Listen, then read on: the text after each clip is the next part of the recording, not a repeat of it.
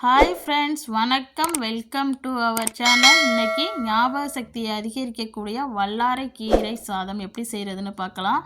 இந்த சாதம் நம்ம லஞ்ச் பாக்ஸ் ரெசிப்பியாக ரொம்ப ஈஸியாக செஞ்சு கொடுத்துடலாம். குழந்தைங்களுக்கு இந்த மாதிரி வாரத்தில் ஒரு முறை செஞ்சு கொடுத்தீங்கன்னா ரொம்ப நல்லது.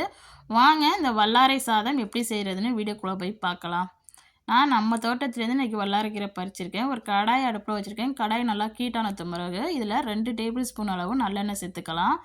எண்ணெய் நல்லா காஞ்சது பிறகு அது கூட 7 பல்லு பூண்டு, ஒரு 3 பீஸ் இஞ்சி, 4 காஞ்ச மிளகாய், கொஞ்சமாக புளி சேர்த்துருக்கேன். இப்போ எல்லாத்தையும் சேர்த்து நல்லா வதக்கிக்கலாம். அது கூட நான் 2 கைப்பிடி அளவு வல்லாரைக்கீரை சேர்த்துருக்கேன். இந்த வல்லாரைக்கீரையும் சேர்த்து கொஞ்சம் நல்லா வதக்கிக்கலாம். இதில் கொஞ்சம் பச்சை வாசனை வரும், அதனால் கொஞ்சம் வதக்கிட்டு நம்ம செஞ்சால் நல்லா டேஸ்டியாக இருக்கும் சாதம். பொதுவாகவே வல்லாரைக்கீரை கொஞ்சம் கசப்பு தன்மை இருக்கும், அதனால் கண்டிப்பாக நீங்கள் புளி சேர்த்து செஞ்சிங்கன்னா அந்த கசப்பு தன்மை இருக்காது. நீங்கள் புளி சேர்க்காமல் செஞ்சிங்கன்னா கசப்பாக இருக்கும், குழந்தைங்க சாப்பிட மாட்டாங்க. இப்படி செஞ்சிங்கன்னா ரொம்ப டேஸ்டியாக இருக்கும், கண்டிப்பாக எல்லோரும் விரும்பி சாப்பிடுவாங்க. அந்த கசப்பு தன்மையே இருக்காது. பாருங்கள், இந்த மாதிரி நல்லா வதக்கிக்கங்க, சீக்கிரமே வதங்கிடும். இப்போ இது கூட நான் 1/2 டீஸ்பூன் அளவு ஜீரகம் சேர்த்துருக்கேன். இந்த ஸ்டேஜில் சேர்த்துக்கிட்டால் நல்லா வாசனையாக இருக்கும். இப்போ இதையும் சேர்த்து நல்லா வதக்கிக்கலாம். இப்போ இந்த அளவுக்கு வதங்கினா போதும், அந்த பச்சை வாசனை போகிற அளவுக்கு. இப்போ அடுப்பை ஆஃப் பண்ணிவிட்டு நல்லா ஆற விட்டுருங்க. இப்போ பாருங்கள், நல்லா ஆறிடுச்சு. இப்போ இதை நம்ம மிக்ஸி ஜாரில் போட்டு நல்லா அரைச்சி எடுத்துக்கலாம். இப்போ இது கூட உப்பு சேர்த்துருக்கேன். இப்போ ஒரு 1/4 கப் அளவு தேங்காய் திருவி இது சேர்த்துருக்கேன்.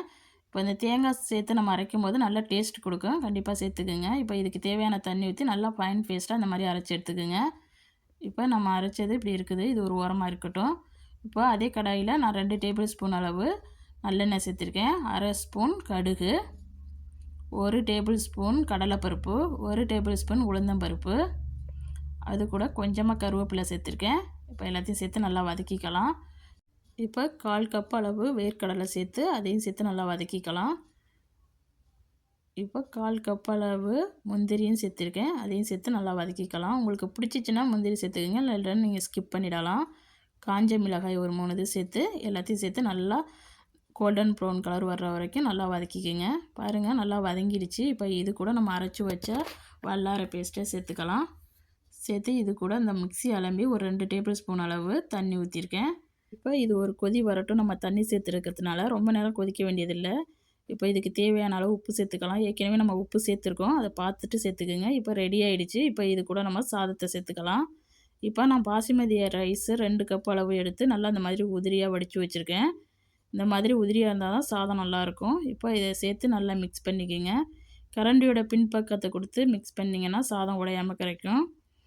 பாருங்கள், இந்த மாதிரி நல்லா மிக்ஸ் பண்ணிக்கோங்க. இது நம்ம ஸ்கூல் லஞ்ச் பாக்ஸுக்கு ஈஸியாக செஞ்சு கொடுத்துடலாம் குழந்தைங்களுக்கு. அவ்வளோதான், நம்ம சுவையான வல்லாரை சாதம் சூப்பராக ரெடி ஆகிடுச்சு. நீங்களும் செஞ்சு பார்த்துட்டு எப்படி வந்துச்சுன்னு கமெண்டில் சொல்லுங்கள். இந்த வீடியோ பிடிச்சிருந்துச்சுன்னா இந்த வீடியோவுக்கு ஒரு லைக் கொடுங்க. மறக்காமல் என் சேனலை சப்ஸ்கிரைப் பண்ணி வச்சுக்கோங்க. இந்த வீடியோ பார்த்த அனைவருக்கும் நன்றி.